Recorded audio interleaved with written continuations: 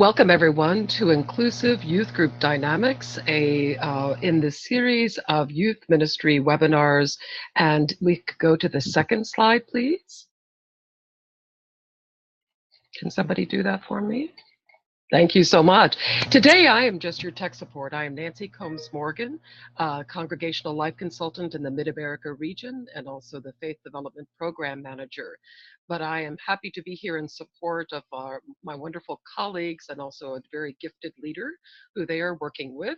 You'll be hearing from Natalie Briscoe, Congregational Life Consultant in the Southern region. Eric Bliss, Youth Ministry Specialist in the Pacific Western region and Congregational Life staffer for the UUA, and then Larissa Hunt, Summer Seminary graduate and former Youth Adult Committee member in the Mountain Desert District. So welcome everyone. Next slide. We are a team and have invited talented leaders to work with our team on the Youth Ministry Roundtable, and our core values that we are working from, the shared paradigm of UUA Youth Ministry, lifts up these core values of being spirit, faith-centered, congregationally based, justice-focused, and multiculturally competent, with youth voices and community building. Those are our core values. And then our next slide, you'll see that these competencies, you are taking part in inclusive youth ministry. And we have actually also done one on inclusive youth ministry for marginalized communities. But so far we've been doing these competencies of ability to form healthy relationships and share leadership with youth, to create safer youth programs, pastoral care and interventions. Today, you're in the inclusive youth ministry, but also skilled communication, models of youth programming, development in self-knowledge and presence, and ability to function as a team. Next slide. Yes, these are available in archives. I saw that question in the chat box. So this is who we are. I regret not having glasses. It looks like I'm squinting in that photo. But these are the shining stars who work in youth ministry nationally in our regions and our national office. But as I shared, we're inviting specialists and folks who have talent such as Larissa to take part in these webinars. And I will step back now. You won't see me, but I'll be watching. And if you have questions, please type them in the chat box, and I will be sure to let our presenters know. Okay, great. Good morning and afternoon, y'all. I'm here this morning. I'm Larissa with our opening words. So here we are. This is from Singing the Living Tradition. It's reading 580, the task of the religious community. The central task of the religious community is to unveil the bonds that bind each to all. There's a connectedness, a relationship discovered amid the particulars of our own lives and the lives of others. Once felt, it inspires us to act for justice. Thanks, Larissa. Let's continue to come into our virtual holy space with one another today with a quick check-in. If you would, some of you already have posted in the chat box who you are, where you're from, and how many people are with you, or if you're viewing alone. So how about we just continue to sound off over there in the chat box, and I will make note, call out who's here. We've got, as Andrea said before, that little blue bubble next to the 2, if you change that from all panelists to everyone, then everyone will be able to see your chat. If you change it to just all panelists, only Eric, Larissa, and I will be able to see it. So let's see who's sounding off. We've got Carol Zimmerman from Canton, New York. We've got Scott Stewart from St. Louis. Excellent. We've got Derby Davidson from the Unitarian Universalist Fellowship of Redwood City, California. Oh, and Claire from Haverhill, Massachusetts. Joyce Duncan, the DRE from Towson, Maryland. Wow, a lot of East Coasters and West Coasters. We are bi-coastal today. This is excellent. And yes, as Nancy described, I see a couple more questions about the archives. Yes, these are, all of the webinars are available on the archives on the UUA website. So, all right. With that, let's continue to come into our holy space with our centering exercise. Hi, everyone. We're going to call ourselves into the space and get ready to do this holy work we call youth ministry. So take a moment to get settled, to get your feet planted firmly on the ground. Close your eyes as you're willing as we do this breathing, centering prayer. You'll count down slowly using your internal voice from 10 to 0. With each number, take one complete breath, inhaling and exhaling. For example, breathe in, and as you do, say in an internal monologue, 10, I am, to yourself. And then as you breathe out, you will think, at peace.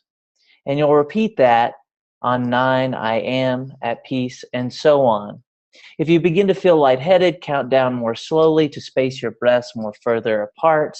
When you reach 0, scan your body and intentionally relax any areas that are tense or tight. Those of you who are viewing this as a recording, I encourage you to do this exercise as well, even though you can skip if you'd like. So let's take a moment to count down.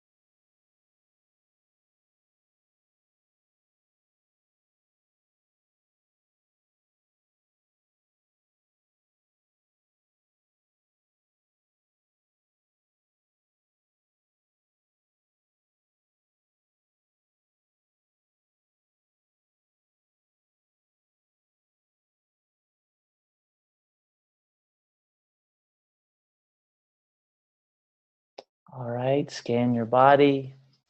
Thank you for taking that moment just to be silent, just to be present. It's here in Denver, Colorado. It's 60 degrees and sunny, and I can hear the wind blowing outside. And I don't know about y'all, but I feel ready. So I hope you are too. Thank you so much for that, Eric. It's so nice to be able to enter into the space in a peaceful way. So today our webinar begins with inclusive youth ministry, which at its heart means creating healthy youth groups and healthy youth group dynamics. Our webinar today covers a lot of topics, a lot of topics in what I would call rapid succession. So don't worry, there's an extensive resource list at the end of this webinar, as well as time for questions. And this series is really to open the door to the conversation between you and your fellow religious professionals, your fellow youth advisors in your area, and your congregational life staff. So please, as we go through this, don't feel like you have to memorize every single slide or every single thing. We will make it through together, which is kind of funny because the first thing we're going to talk about in overviewing healthy group dynamics is adolescent development, which could be an entire webinar unto itself, as most of these subjects could be. So to me, overview the healthy group dynamics and inclusive youth ministry, what that really means is knowing the individuals, knowing adolescents as a group, and then knowing Unitarian Universalism. So we're going to talk about the scope of Unitarian Universalism in the context of adolescent development. And in order to do that, we're going to talk about 4 main perspectives: cognitive development, emotional development, social development, and faith development. So the first perspective I'd like to note is cognitive development. Cognition refers to the mechanisms that describe the way we think, reason, and learn. Cognitive development refers to the way in which our understanding of the world changes as a correlation with time. So during adolescence, we gain the ability for higher level reasoning, which includes the ability to see more than one perspective at the same time. The image you see on your screen is called an ambiguous figure because it can be seen as two different pictures at the same time. It can either be two faces looking at each other, or it can be a vase or possibly a chalice for us Unitarian Universalists. Before adolescence, an individual is unable to see that that's actually two different pictures. It's only during this time that we gain the ability to see two perspectives and then reason fully about those perspectives. Because of this new ability to reason and to see different ways of thinking, adolescents often love to argue or debate. The newfound reason is exciting and exhilarating, and debating politics and religion, even when it seems tangential, helps them to exercise new critical thinking skills. Adults can be more inclusive of youth by making space for this kind of discussion where youth can use this new tool. Adults can also give guidance through thoughtful questioning and new information. During adolescence, youth's newfound reasoning also leads to leadership and planning ability, and the congregation is a prime community for youth to practice these new skills under the guidance of adults. The second developmental perspective I'd like to mention is emotional development. Emotional development in adolescence is tied to the task of identity development, which is central to this time. As we'll see later when we discuss faith development, identity is tied to both a sense of acceptance from peers as well as a budding sense of individualism. As youth discover their identities, the degree to which these identities are regarded as positive by society will lead to positive emotions about self and others. Likewise, the degree to which those identities are regarded as negative by society will lead to negative emotions about self and others. Our UU communities are instrumental in creating spaces for healthy emotional development as we truly affirm a youth's growing and changing identity, especially if those identities are typically marginalized by society at large. The third dimension I'd like to mention is social development. We already know that adolescents orient themselves more toward their peer groups during this time as they seek independence from their primary caregivers. Our UU congregations have an unbelievable opportunity to support youth development by providing affirming spaces for youth to explore their identities and the social roles associated with them. The final dimension of adolescent development I'd like to mention is, of course, faith development. I know a lot of you are probably already familiar with Fowler's work, who literally wrote the book on faith development. We can make a generalization, even with the scope of individual differences, that youth are probably somewhere in or in between Fowler's stage 3 and 4. In stage 3, or the synthetic conventional, our identity is tied to the group we belong to. In stage 4, we see a pushback from this stage. In the individuative reflexive stage, we see a greater emphasis placed on identity apart from the group as individuals seek to define themselves in terms of their uniqueness. Both of these stages have a correlation with adolescence. Stage 3 speaks to our need for belonging and the turning toward peer orientation, where the affirmation of friends is very important. Likewise, stage 4 speaks to our need for defining our own identity and discovery about what those identities mean to the world. Unitarian Universalist congregations have a very important and difficult role in providing support for individuals on the spectrum of this development. We can support individuals in stage 3 by creating group dynamics that foster belonging and inclusiveness. We can support individuals in stage 4 by affirming a youth's growing identity and supporting them in transformation. Finally, just a quick word about the misconceptions of adolescent development. Popular culture often portrays adolescents as lazy or unmotivated, contrary, depressed, or just mean. As a whole, no group of people could ever be painted with such broad brushstrokes, and adolescents vary in their development on all measures, as well as their expression of those measures. Well, we can talk about what quote, adolescents are like, we have to remember that they are individuals with many different characteristics that can be celebrated and nurtured. They are multidimensional and often experiencing a lot of intersectionality, which rarely gets portrayed in the media. So now I will turn it over to Larissa, who's going to talk about multiple learning styles.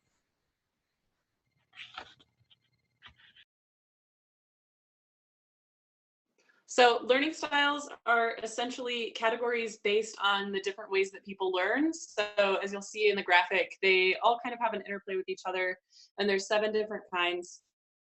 And those are really the basic categories of the ways that individuals engage in learning. Some people find that they have a dominant style or a pretty consistent set of styles, or some people find that they change. There's not really a normal learning style.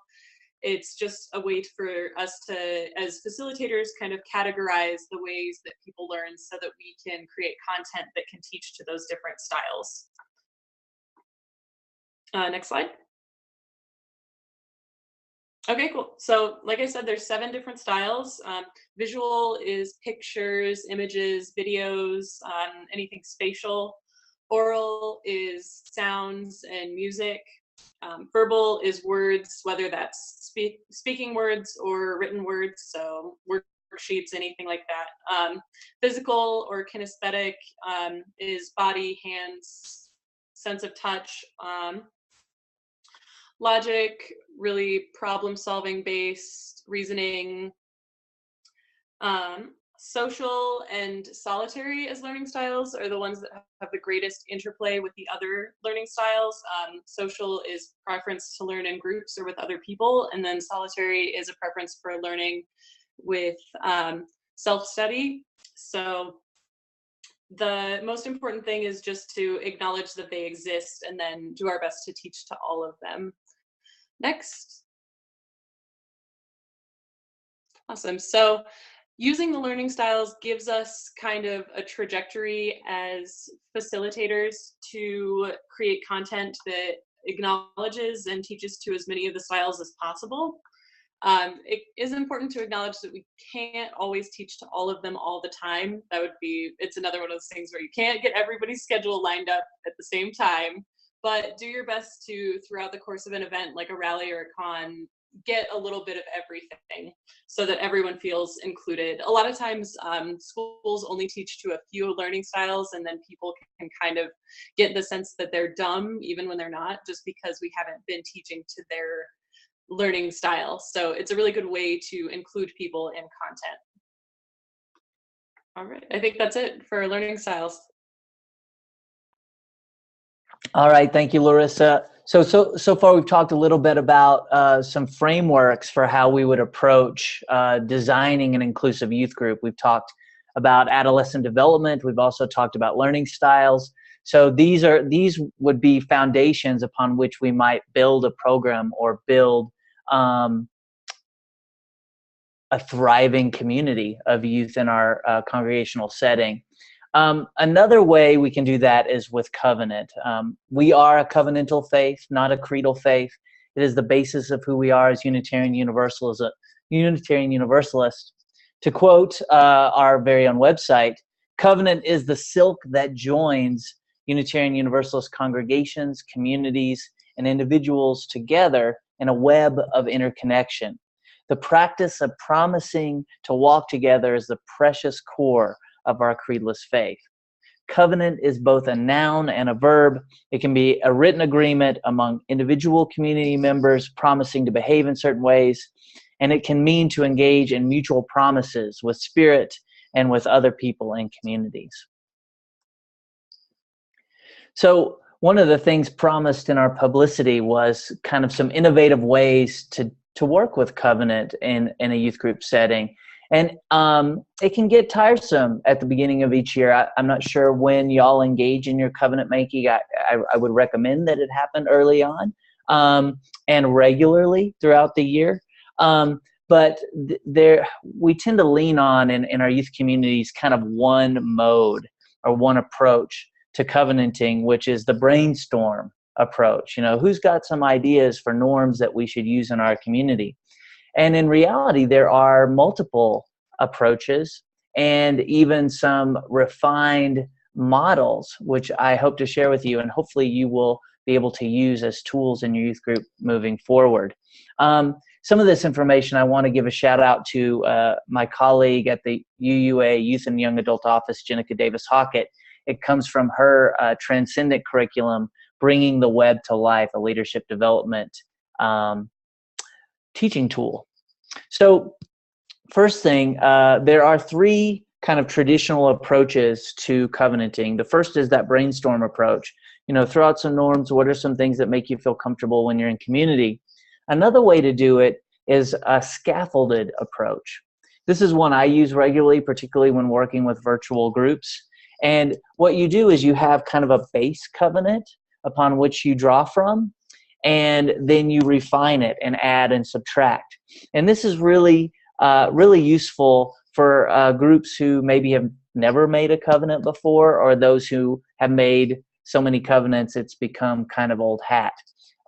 It also can be a time saver. If you are meeting with a virtual group, having a template of a basic covenant can be useful, and I'll be sharing one of those later. So hang tight.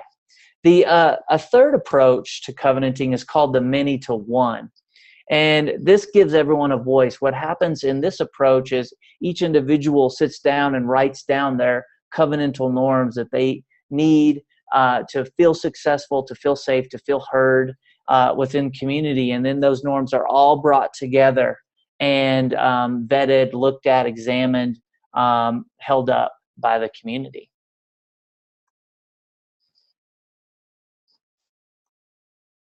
So another thing I would share about covenanting is it's not a list of rules. It's not a contract. If you break it, it's not, hey, I'm out of here. That's not how covenant works, although many of our members might argue otherwise. It's really how we want to be with one another at our highest state, when we are called to our best selves. It's an aspirational thing. And so that's one of the pieces that when I work with youth communities, I really emphasize it. In fact, there's one entire community in the West. I was looking at their covenant recently, and it was essentially a list of rules. And so I've said, well, let's go back to the drawing board on this. A covenant is aspirational. This is who we choose to be in those highest moments. And so if we're trying to create an aspirational covenant, there are some approaches that I've seen be really successful. One is a 7 principles approach. And so what happens in that situation with your youth group or youth community, whatever context you're in, the 7 principles are written on different sheets of large flip chart paper, and groups go around and write down norms for the community that would be based on those principles. That's one approach. Another way I've seen it done really well, and this is more common in the West, is the 5 jagged rocks approach. For those of you who may not have heard of the 5 jagged rocks, it's an expansion or extension of James Luther Adams' essay, The 5 Smooth Stones of Liberal Religion. We've had some ministers out West, particularly Reverend Nancy Bowen, Reverend Mike Moran, take those smooth stones and talk about, well, what is it that we as UUs believe? What are our core beliefs? And we do have them. There's a unity that makes us one. That comes from our Unitarian heritage. All souls are sacred and worthy from our Universalist heritage. Revelation continues to unfold. That's one of the sources, science, that we draw on the great mystery of the universe. Salvation in this life, meaning let's do as much in the here and now to make it as just for as many human beings as possible. Again, drawing on our Universalist compassionate leanings. And then courageous love can transform the world. I've seen some tremendous covenants when these 5 jagged rocks are written up, and then youth going around and creating community norms based upon these core beliefs that we have as Unitarian Universalists. And there's a list of these, if you didn't catch them, in our resources. The last approach that I would hold up is one that, again, my colleague Jenica Davis Hockett created, which I think is transcendent. And it's this one. In the context where I've seen Jenica work, she will write up these questions. Again, flip chart paper is the most useful tool, although it could be used a number of ways. And then have community members, either in teams or individually, write down norms related to these aspirations. How do I want to treat myself? How do I want to treat others? How will I communicate? How do I want to treat my environment? And so on. And one of the key ones that I would hold up here is the last one. How will I make amends? Later on in today's webinar, we will be commenting on restorative practice, and that's a key part of how we engage with covenant.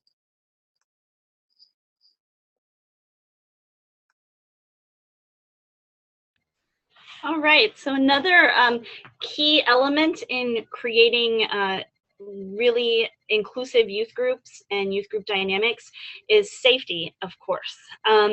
So when we're talking about safety in intergenerational settings, I sort of went two directions with this. The first direction is within the youth group, because within the youth group is an intergenerational setting. You have people who are adult advisors and youth. And then there's the broader context of the youth group within the congregation.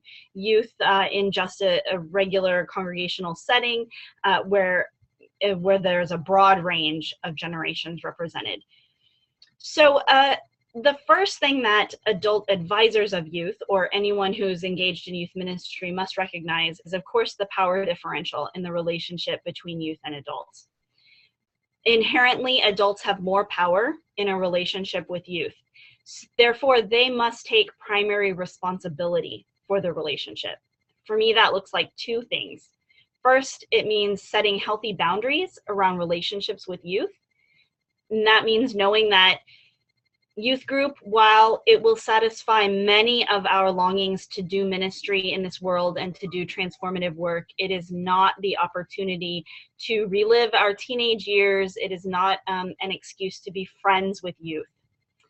Because there is a power differential, the relationship will never be equal. So it will never be an actual friendship.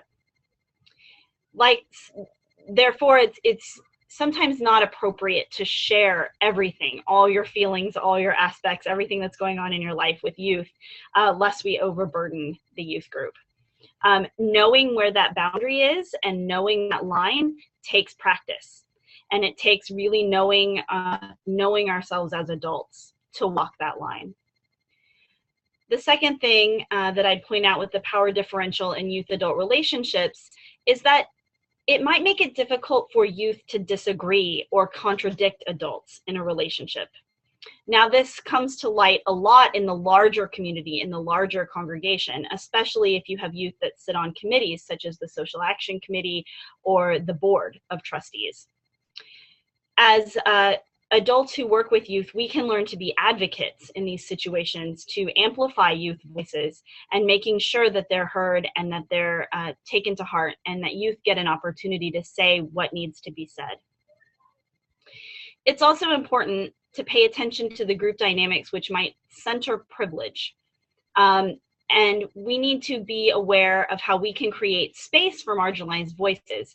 In intergenerational communities, this probably means centering youth voices, as youth voices are often marginalized within our larger communities. There is an entire webinar based on centering marginalized voices within Unitarian Universalism and youth groups, so we're not going to go deeply into that, but that again is available on the archives. Along with setting good boundaries, adults in youth groups and working with youth ministry can also model good listening and sharing. This is part of centering youth voices, but also just being a non-anxious presence, knowing how to listen, knowing how to ask the right questions, and knowing how to share appropriately can create safety and trust in intergenerational settings. And as with all aspects of congregational life, in order to create safety in the community, adults must focus on their own spiritual and emotional development so that they can lead by example and not ask too much of the youth, not ask that the youth meet their emotional needs in the context of the youth group. You can consult both the Youth Ministry Advising Handbook, which is there on the left, and the Safer Congregations Handbook, which is there on the right. They're linked in our resources section at the end. And now I will turn it over to Eric, who will talk about building trust through steps of community building. Thanks, Natalie. So we've got our framework. We've built our foundation with an understanding of adolescent development, addressing our youth's unique learning style. Say that 3 times fast. Building a community covenant, holding up as one of our number one, if not the number one aspect, youth safety in that environment. And now we want to talk about social connection. How do we build those bonds so that our youth group thrives and sticks with our faith? There's a number of ways that you can do it. So this is an older resource. Deep Fun was created by Denny Rydberg, and it has 5 stages called bonding, opening up, affirming, stretching, deeper sharing, and goal setting. This is in our resource. You can check it out. Again, we could do an entire webinar on the steps to community building. The important thing to note here is that they exist and that there is a linear sequence. I stepped into a worship in the West in January of last year, and immediately was called to start kind of being face-to-face and making long eye contact and holding hands with people that I had just met. That tells me that that group wasn't really kind of engaging with this linear model of how we build community. It was on the first night of an event, and it was very off-putting for me as a visitor. And so these things happen where we think we're doing the right thing, we're being inclusive, but instead we're going straight to stretching instead of beginning with bonding and opening up and so on in the linear way. So this is a great resource. The only commentary I'd make is some of the activities in Deep Fun are a little outmoded. I'd say a lot outmoded, actually. And so may not be recommended in your context. They may not promote healthy boundaries, particularly around touch. But as the religious educator, I invite you to use that safety lens, that adolescent development lens, and to make those calls appropriately. The other thing I would say about Deep Fun is even though goal setting is the 5th stage, I think that should be happening all along the way. Goal setting is something that you want to be doing with your youth, both in a community capacity, a team building capacity, and even in a leadership capacity. So don't wait until the 5th stage to start setting goals. Another approach, and this is called small group development models, created by Bruce Tuckman, has 4 stages: forming, storming, norming, and performing. Many of you may have heard of it. This is another great way to approach building a community. That forming stage is about learning, getting to know one another. The storming stage, we're starting to wrestle with some issues. We're challenging each other. Norming, now we're starting to work, and performing, we're working as one. Now we're completely a team. This is a great model I invite you to look into. The important thing, again, to note is that these models exist. Find the best one for your personality, your youth group's personality. And within these models, there are stages that are intentionally designed to be linear in terms of the progression. Now, even though they are linear, that does not mean you can't step back. Here, I'll step back to illustrate. If you have a new youth show up at your youth group mid-year, and your group is really kind of firmly entrenched in affirming and stretching, you're going to want to go back to bonding, because that new youth is going to feel completely uncomfortable, just as I did in that very kind of intimate worship on the first night of a youth event, right? And so you'll want to reset and check in with your youth, check in with your advisors. Where are we at? Do we need to? We've got some new folks. Maybe we should back it up a little bit and do some more bonding and team building. And this is particularly key, as I said, when new faces arrive, and intentionally building that team building.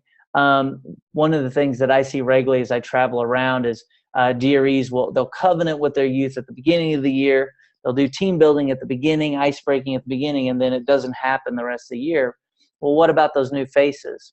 And that covenant, again, is a living, breathing document. Building teams means integrating new members, so constantly going back. Even though that can be a bit of a headache as a religious educator, it's necessary if we're truly dedicated to creating community with our youth. All right, I'm going to pass it now to my colleague, Larissa. Alrighty, this is a great classic Benjamin Franklin quote for experiential learning. Tell me and I forget, teach me and I remember, involve me and I learn. Because like Natalie mentioned, as youth ministry advocates and educators, we want our youth to feel transformed. We want to do this work in order to improve youth's lives. And in order to do that, we want them to remember the experiences that they're having with us. On average, US students spend 6.64 hours in school every day. And a lot of that time, I mean, you all went to school. A lot of that time is lecture and sitting in your desk and getting talked at. And my favorite thing about participating in youth events was that it wasn't lecture and sitting and getting talked at. It was discussions, and it was youth involvement and youth advocacy. So try and avoid, I don't know, those were the most memorable times of my time in COA and YRUU, were when we got to be involved in our activities instead of just getting lectured. Especially a great way to give them something to remember and have an experiential learning experience is giving them something to take home with them, something small. Like one activity that I really remember was a privilege beads activity. So you walked around and there was sheets of paper with questions, and for every question you could say yes to, you took a bead, and then by the end of the night you had a bracelet or whatever, and each bead represented one of the privileges that you carried through the world. And it's been one of the most concrete, easy ways for me to remember and acknowledge those privileges. And I don't know that I would have remembered it in that same way if I hadn't had that string of beads to take home. So even though it seems small and insignificant, those were some of the most memorable things for me.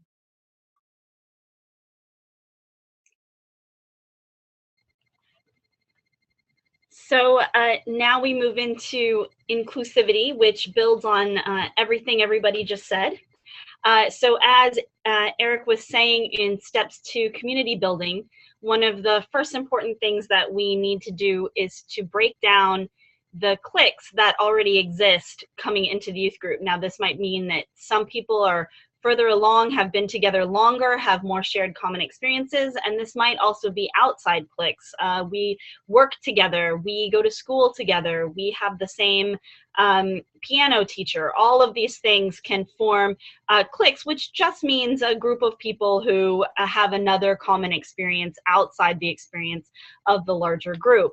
Our goal, however, is to shift from an in-group thinking, where there are lots of small groups, to one larger bonded group that sees itself as a cohesive unit.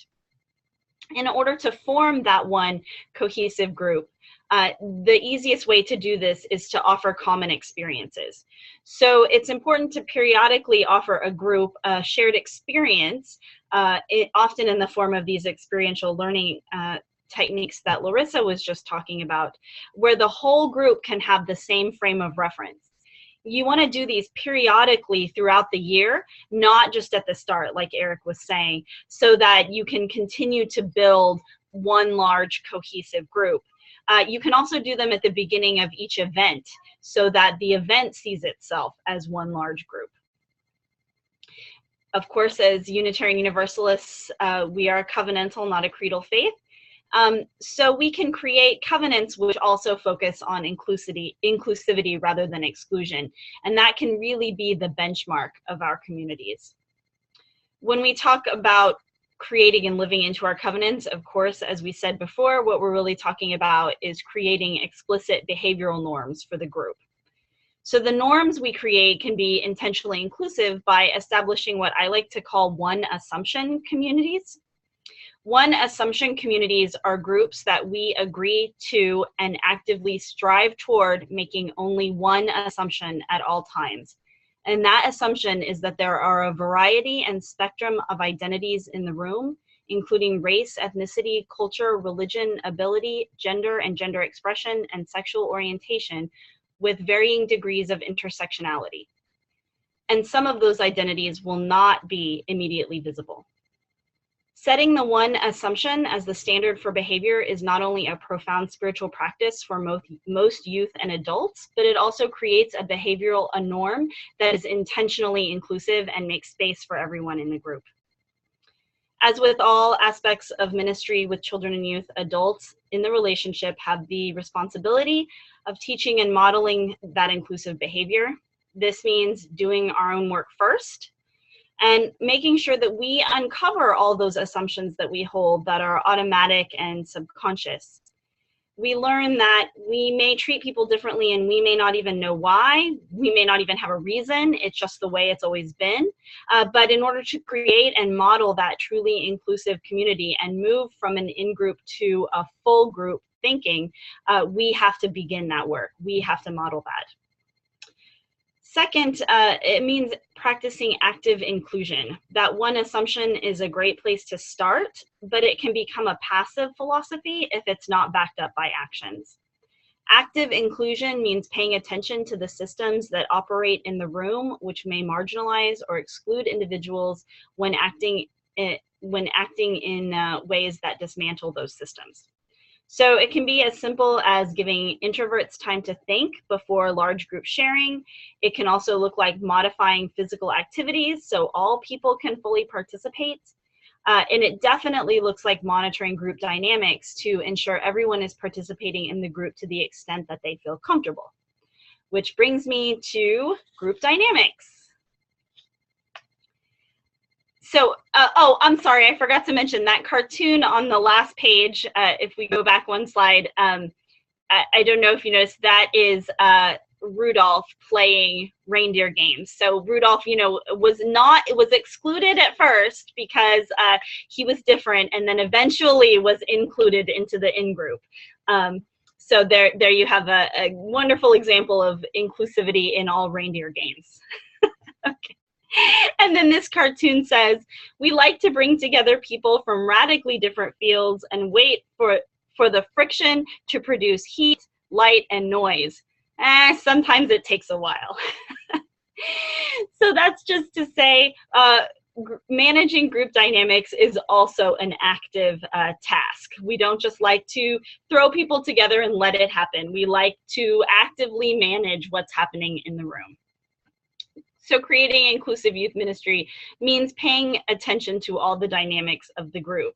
As we said earlier, this means noticing and breaking apart systems that marginalize individuals. Sometimes the voices who are marginalized are the youth themselves. We can remedy this by understanding that as an adult, we have more power in the relationship, taking an intentional step back when necessary, and centering youth voices and other marginalized voices. So a good technique to use to do that is the amplify technique, or the repeater, which has been a common lexicon in these different times that we've been living in lately. The amplification or the repeater is that when we're in an intergenerational group and a youth says something, that we immediately repeat it and give credit to the youth. So if John says, I really had a powerful experience at Heifer International camp, and then it gets blown over, one of the adults in the community will say, John had a powerful experience in the Heifer International camp, so that the voice of the youth becomes amplified. We also talk a lot about living in covenant as faithful Unitarian Universalists. And like Eric said, we spend a lot of time creating those covenants. It's also important, as Eric said, to revisit them. And later on, we'll talk more about managing group dynamics through calling each other back. But it's really important that we note that we need concrete methods for calling each other back. No community is very good at this. Not one that I've ever seen just instinctively knows how to call each other back into this living thing we call the covenant. So concrete methods such as the oops and ouch method. When someone is hurt, they say ouch, and then someone says oops, and they talk about that interaction. Those kinds of things make it easier to call each other back into our community. And I know we'll talk more about that later. Adults can also model covenantal behavior by calling each other back, getting called back into covenant, and modeling what it means to truly live in to the promises that we make to one another. Finally, I think managing group dynamics means paying attention to the strengths and passions and talents of the group and making sure the activities and lessons line up with those. When the group is engaged and everyone feels like there's some opportunity to participate in their passions and talents and bring that to the group fosters feelings of affirmation and inclusivity. Managing group dynamics in that way requires a real balcony view of the group. The view from the balcony allows us to see the entire dance going on the dance floor, not just the pieces. Then we can see how all of the pieces or all of the relationships fit together into the larger picture. The balcony view helps us to manage group dynamics toward positive inclusivity. And now, also toward positive inclusivity, I'll turn it over to Eric for a word about conflict. All right, everybody. So let's talk a little bit about conflict transformation. These issues inevitably arise. Natalie commented on that. The issue is how do we approach them, and that can define the success of our ministry. One of my colleagues, I remember them referring to it as responding, not reacting. And what I would share is very recently our Congregational Life team met in Boston, and we gathered with a group called Essential Partners. And this group is a conflict transformation professional organization who've sat across the table from warring states. And we learned some very interesting things about conflict transformation, which may prove useful in your context. One of the first things Essential Partners recommended that you do when there is a conflict between individuals is to encourage those opponents to reflect on and share something about themselves related to the issue, to invite storytelling, to share a vivid story about their lived experience, again, in the context of the conflict. This helps break stereotypes, inspires curiosity, empathy, and understanding. The next thing that Essential Partners recommended was invite the heart. To have people at opposite sides of an issue speak about their deep and fundamental concerns and dreams related to their dignity, their security, and their identity. To get at the meaning of why they feel the way they feel, which an opponent can understand. And then thirdly, Essential Partners recommends, in this context of conflict transformation, inviting complexity. So sharing these individuals, again, on opposite sides of a viewpoint, sharing about the intricacies of one's own thoughts, which are normally reduced to black and white or pro and con, avoiding labels in that conversation, and discussing the hopes and fears which can unlock areas of inner conflict in that individual. This approach can open the dialogue to commonality where folks once saw a difference. This approach from Essential Partners reminded me of something I read by Rabbi Harold Kushner in talking about conflict. He said, when I'm in a disagreement with someone, I begin with, this is where I'm coming from, storytelling. This is where it takes me, right? Our emotions, our heart. And this is where I'm going from there, getting into the complexity, getting into how it engages with the rest of the world. And so that's a very quick overview of conflict transformation in youth groups. Again, could be an entire another webinar. I invite you to connect with the central partners and to read some of the writings of Rabbi Kushner, which are listed in our resources. Okay, cool. So Eric, like Natalie said, talked a little bit earlier about covenanting and how important covenanting is to us as a faith tradition.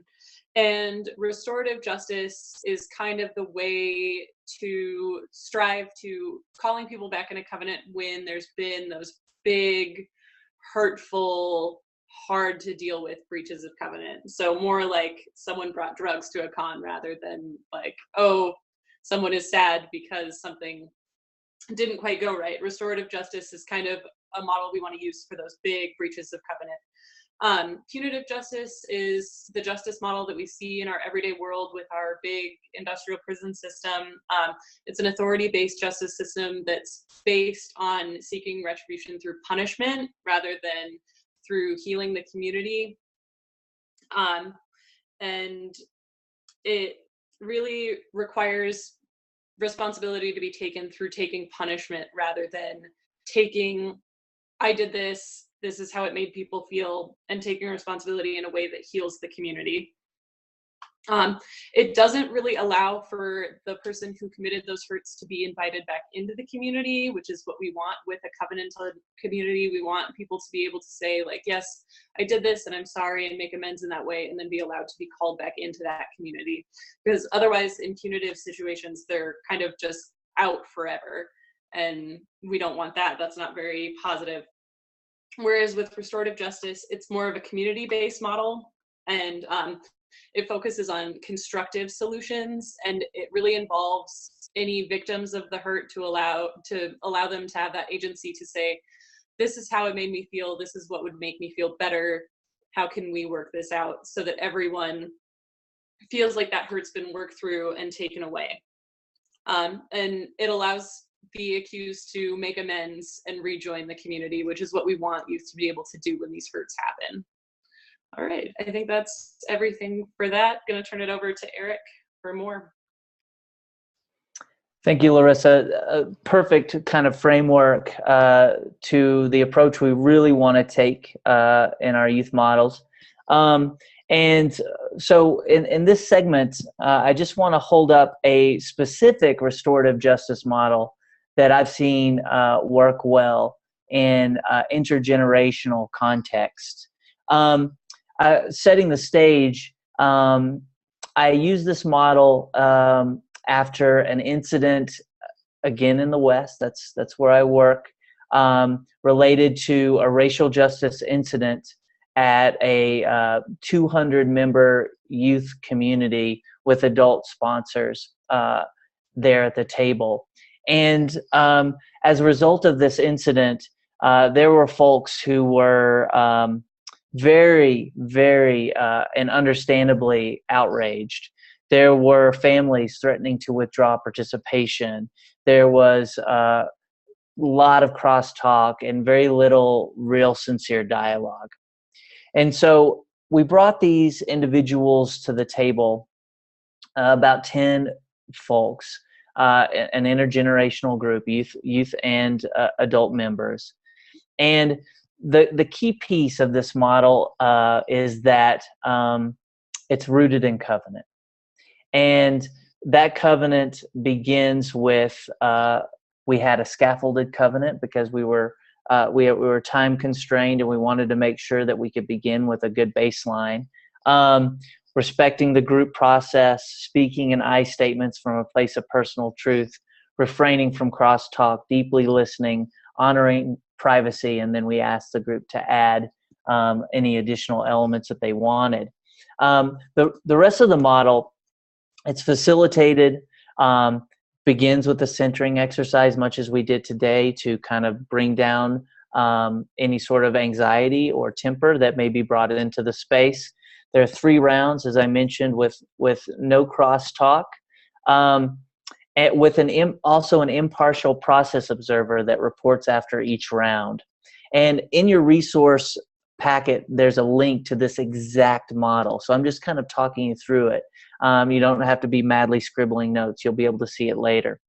The first round of this process focuses on sharing and deep listening. After each person speaks, there is a recommended pause for people not to be crafting their response, crafting their thoughts, but to really deeply be engaging with what was just shared. The second step in this model brings folks into a common understanding.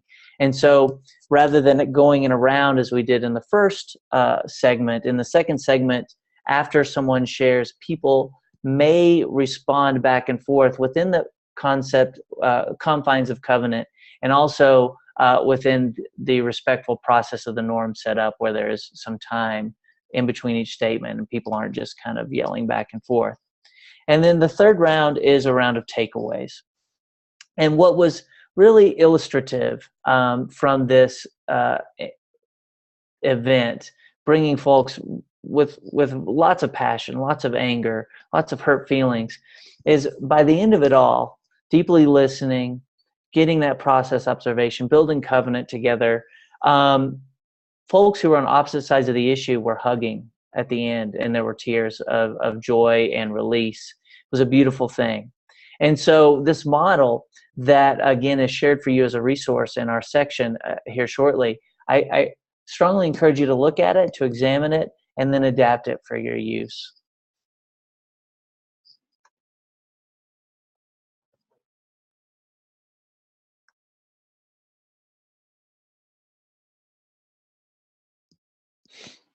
So that is the end of our content for now. Nancy, I think you're going to lead us from here. Thank you kindly. I was so engrossed and taking notes. I learned already so much from you all. So folks, hi. Once again, this is Nancy, and this is our time to share questions. We are using the chat box for those questions, and I would encourage you to take a few minutes right now to do that. And I will be following those, and I know our presenters very much want to engage with you on those questions.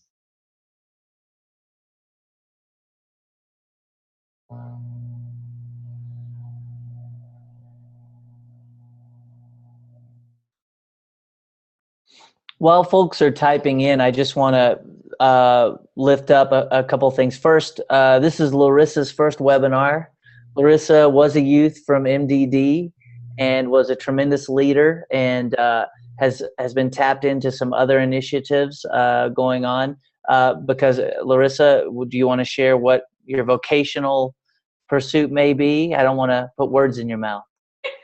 Sure. I mean, kind of the plan has always a little bit been UU ministry. Particularly, I've always loved youth ministry. There's something very unique about the youth and that transformative aspect of life. Especially, I'm that weird person who likes middle schoolers. I think they're a lot of fun. I've done Spirit Quest a couple of times here in the MDD.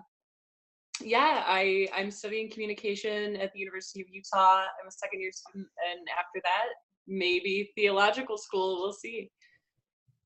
Thanks, Larissa. So I think I'm going to work under the assumption that folks are still thinking and perhaps not writing in the questions yet. It's hard to perhaps think while we're talking at you, but I did want to offer up that I had referenced earlier in the chat box, and you all may have missed it, but one of the participants, here's a question from Derby. Hey, Derby, great to hear from you. I've led activities intended to build group dynamics where people do it, but still in their cliques. Are there techniques or particular activities that are helpful? So Derby, are you asking to perhaps get techniques to break down the cliques or to honor their cliques, or do the presenters fully grasp the question? Yes, breaking down the cliques. And then we'll hear a question from Amanda after you all address that one.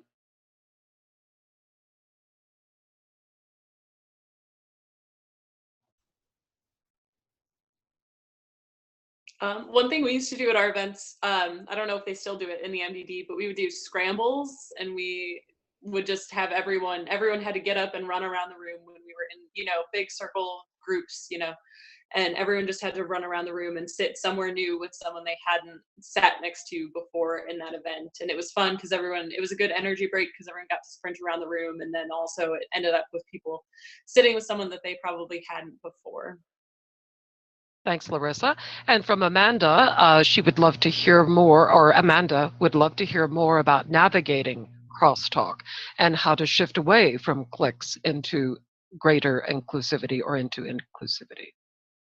Before we dive into that next question, I just want to add to Derby's question that it's really important to have a lot of small group breakup. Even in a group of 4, 5, 6 people, do a lot of pair sharing and encourage, all right, you pair shared with this person, now you're going to move to someone you haven't spoken to, or you're going to, people with August birthdays, I want you to talk, or if your birthday is the first 4 months of the year. So using some sort of arbitrary, objective way to mix people up and have them in conversation regularly, even in small groups. I know, Derby, your context is a relatively small youth group, but to an introvert, 6 people can feel like 600. And so the more you can do to get folks one-on-one, debriefing, discussing a prompt, and then reporting back, that's going to help break down some of those cliques. And to piggyback on that, I think that having the small group opportunities and small group sharing, I was actually just about to say that. So both to Derby's question and to Linda's question about, who is that? To Amanda's question about moving from cliques to inclusivity.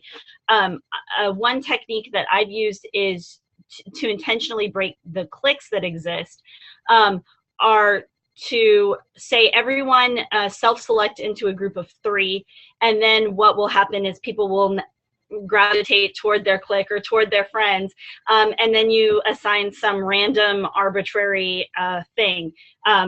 Which one of you decide amongst yourselves which one is a cup, which one is a saucer, and which one is a spoon. And then they decide that, and then you say, okay, spoons in this group, cups in this group, and saucers in this group. So what that does is that it intentionally spreads people out away from the people that they would naturally gravitate to, which I think is an important piece of that creating new groups, is to know kind of where the groups already exist. And then the other thing I would say about that is a great tactic for moving from cliques to a larger group inclusivity is to have some sort of task, such as building a Unitarian Universalist timeline or creating a group altar, where the smaller tasks involved in that large group task have to be created in pairs or groups of 3 that you can create in this method that breaks down the cliques that already exist. And then they come together to create one large centerpiece or one large project. Social justice projects can be approached from this standpoint.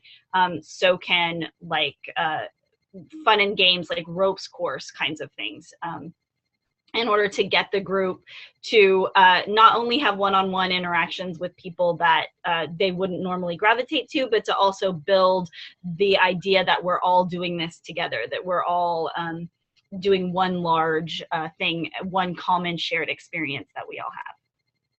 Natalie, I love that image with the cup, saucer, and spoon. I have then a further image of them all coming together and singing Be Our Guest from Beauty and the Beast. Wouldn't that be sweet? Sorry, that was a sidebar. I wasn't as tech support to offer that up. Linda asks, what are some good things to remember or do with a group with very inconsistent membership?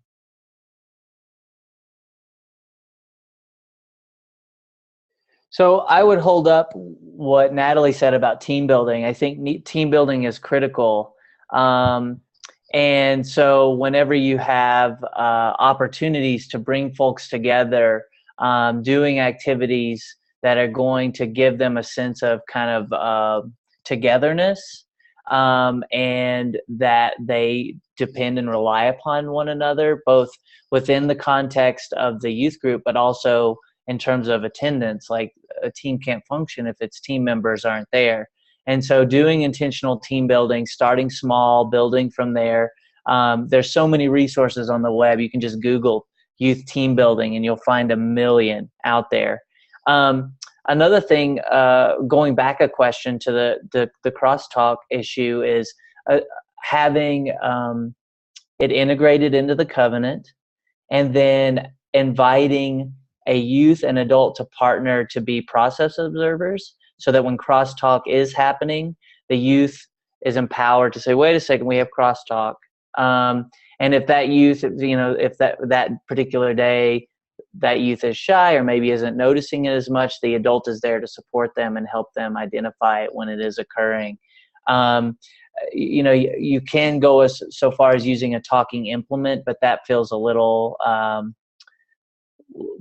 pre-developmental for teens. And I think that given some structures and some tools to self-monitor, they can be a bit more successful there. And I'll shut up.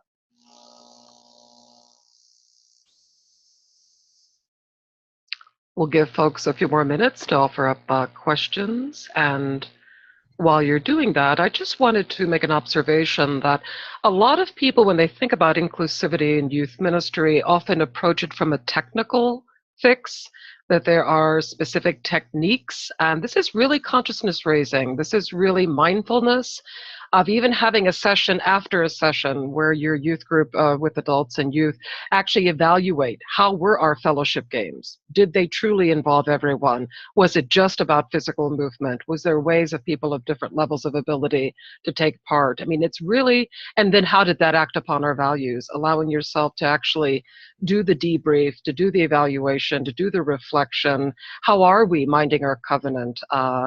I've got a whole nother webinar with Jenica Davis Hockett where we talk about covenant minders and having lay pastoral care teams of youth and adults who are mindful of all these things. How did we welcome that new person who arrived in a scooter? How did we welcome that person who we perhaps have not heard spoken, for 3 sessions or whatever? Anyway, I could natter on for days. So any other questions? We've got about another 5 minutes, 7 minutes or so from my clock.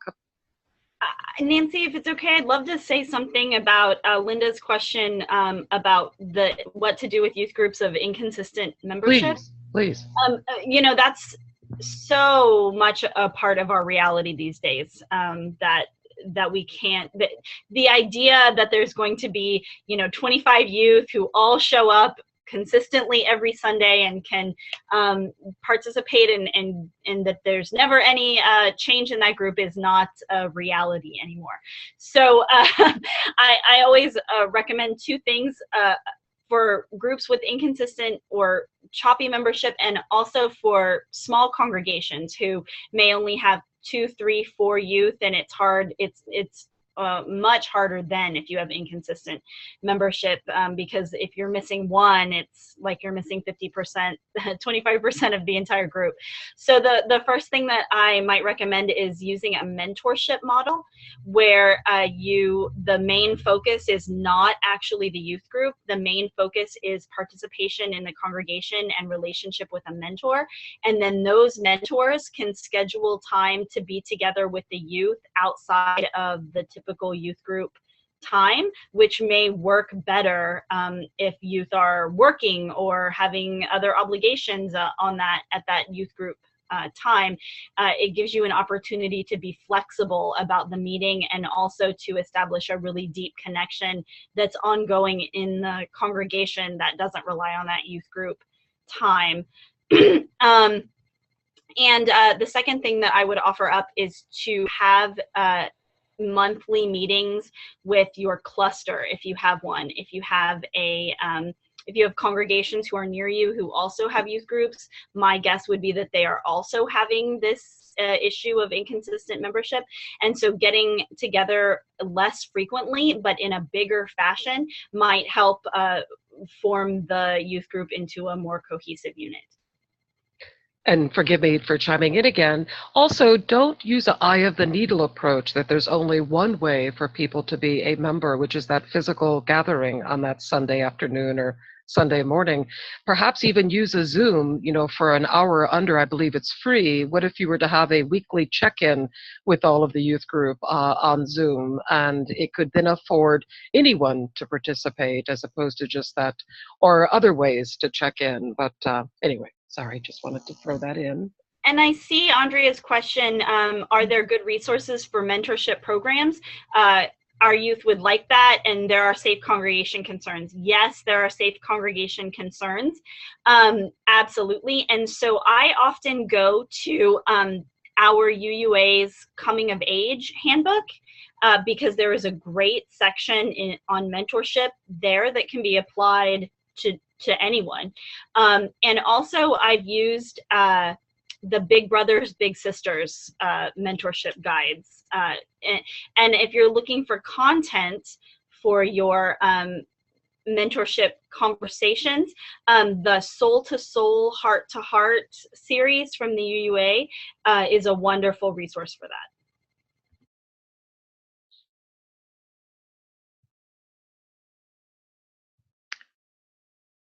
Maybe one more question, and then we'll need to move on and give a little promo of upcoming webinars. I won't break into the Jeopardy theme to encourage you.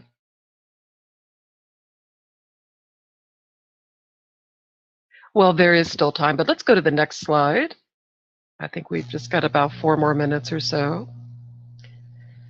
These are all of the amazing resources that our talented presenters have referenced, and these are live links. And as I have written in the chat box, and you've heard that assurance, it's a real assurance. You will get this entire PowerPoint presentation. We would encourage you to share it as you like. Meet with your youth advisors, meet with youth, talk this through, use some of these resources. And we are your resources as well. Our Youth Ministry Roundtable and guest presenters want to be available to you in your regions. And I didn't mention earlier, Natalie serves in the Southern region. And so these are wonderful resources. And there's always new things coming out. I know Bart Frost is working on a coming of age resource. Isn't that correct, friends, that he's about to publish, or it has been published? So let me just came out. Lovely, just came out. So let me do my little promotion here. We have another webinar coming up. This is communication and social media, and that will be on March 14th and March 16th. You will see at the uua.org website where you signed up for this one, the times listed. And then also in April, there's going to be youth inclusion in a multi-generational context on April 12th and April 13th. And one more promo, Models of Youth Ministry. We'll have Natalie back for that, May 10th and May 11th. And now on to our closing.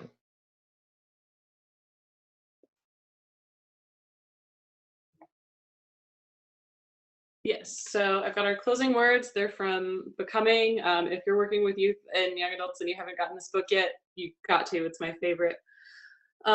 What should young people do with their lives today?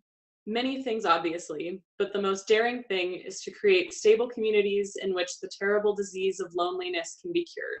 Kurt Vonnegut.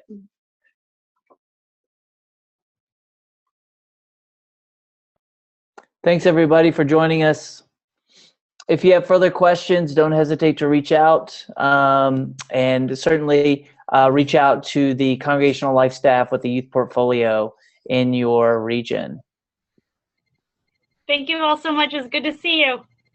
Thanks, everyone. Have a great day. Thank you so much for taking part. We look forward to the next time. Take care. So do y'all want to do a quick debrief after a quick bio break? Sure. All right, bio break. I will need to step away, but I'll leave the meeting going for you all. Bye. Bye.